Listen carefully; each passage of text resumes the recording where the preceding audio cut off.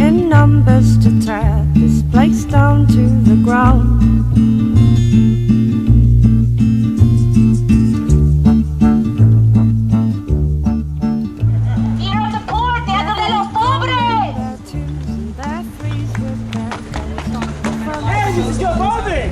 I'm here with the House Authority. Yeah? I'm here to tell you we're going to relocate you so we can fix your building. You know, the elevator in the back.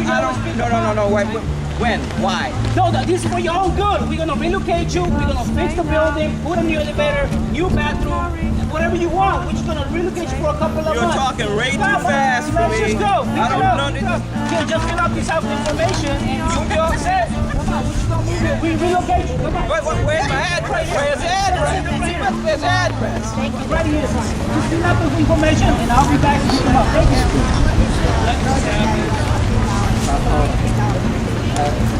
Area, I know it's under point, Area 5. So, sir, we would like to move you to another location. I'm already over here. I understand that, sir, but we're going to be moving you off to another location so we can fix up the one we already have. Got me an address?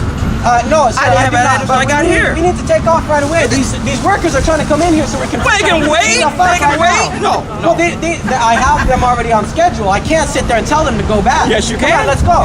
We have to go, and then you can go ahead and fill out that paperwork, and then we'll have you in another place in a couple months. Okay, sir? Let's go see. The Western Additional Adequacy Project and the Manilatown Heritage Foundation. First, we're going to bring up poverty scholars to frame the technology that will steal our public housing from the public. So I want to start by saying, what and how did poor people get all of our land stolen from us? And how does it keep happening over and over again with the technology by the mayor's office, by housing authority, by HUD? We continue to have our little tiny bit of resources stolen from us. We're here today as poor peoples, as indigenous peoples in revolution to say no more polytechnology. It stops now. No more rads and smads and cads and bads.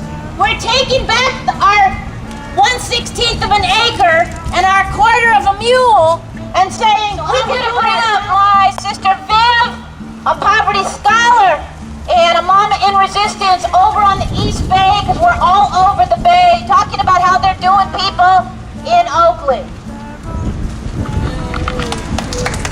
Good afternoon, everybody. Glad to be here.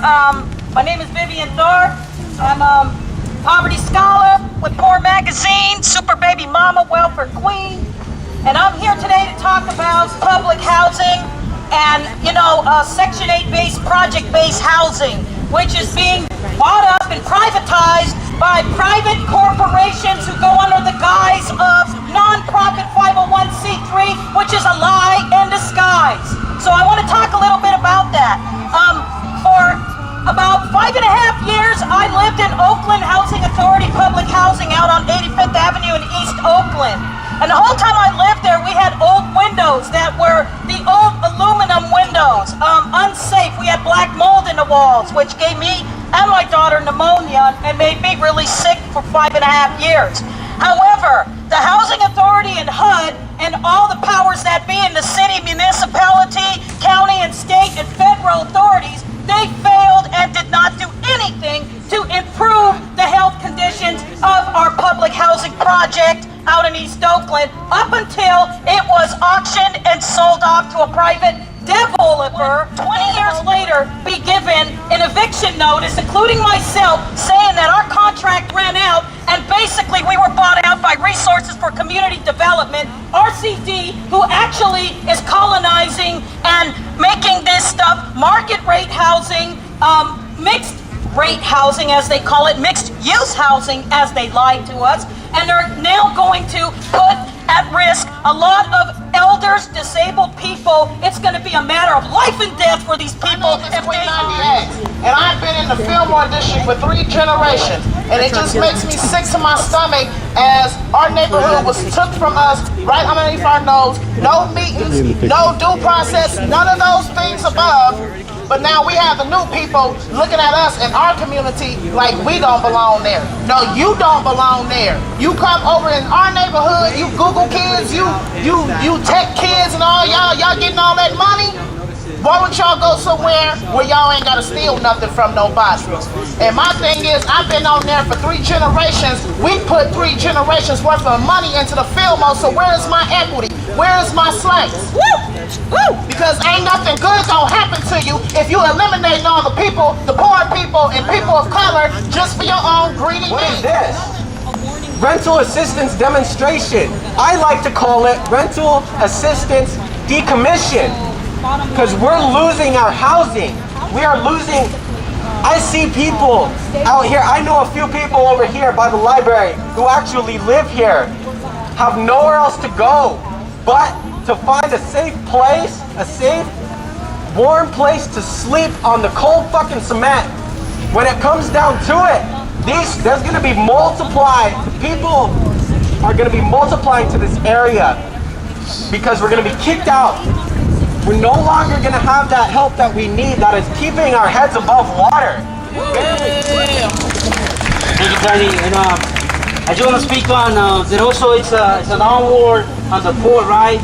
And not only the cutting of the food stamps, but we're going to see how they want to privatize our housing. So this is ongoing right here. And not only that, but the Sila. You can see there's a war on the poor right here in San Francisco in the Bay Area, where they want to gentrify the whole Bay Area with these Google buses and these Twitter companies. So again, let's be clear that we are at war right now, and these people are want to get rid of us, the poor folks, the working poor folks. And I just want to also, like my sisters, my brothers and sisters, touch on what hopefulness is, right? So hopefulness is we were lucky for people and blessed the people who believe in the work that we do at Poor Magazine actually donated a piece of land in East Oakland. When we as determined poor working people are taking over this land, right? But I think it's enough of the talking. I just want to share a little piece. Being poor is not a crime. Being poor is not a crime. It's a way of life in America. Criticize, brutalize. All we're trying to do is stay alive. Being poor is not a crime. Then why we get brutalized, criminalized? For breathing. Being poor is not a crime. Being poor is stopped by the powers that be, and that's not us, you see. It's not about the color of your skin no more. It's about the class you belong. Being poor is not a crime. Being poor is not a crime. Then why we get criminalized, brutalized? For breathing out the individual. Right now, you can't get Section 8 vouchers. It goes to the building owner. It used to be if your landlord, you're on Section 8, your landlord wasn't getting up paint, it was mold or something you needed repair, you had a little bit of power because you had economic power because that Section 8 voucher was yours. That Section 8 voucher no longer belongs to the people who are poor or need it. It's being given to people who own buildings, who own homes. So that whenever the people who are upset or they don't have unfair living conditions, they have no power. They're told to get out. Right now, you're told, if you want to open up a can of worms right now, over in the TL, 90% of those buildings are unfit to live in. They're unsafe. All we got are the rocks and the sticks and the stones, but they don't break the bones when they hit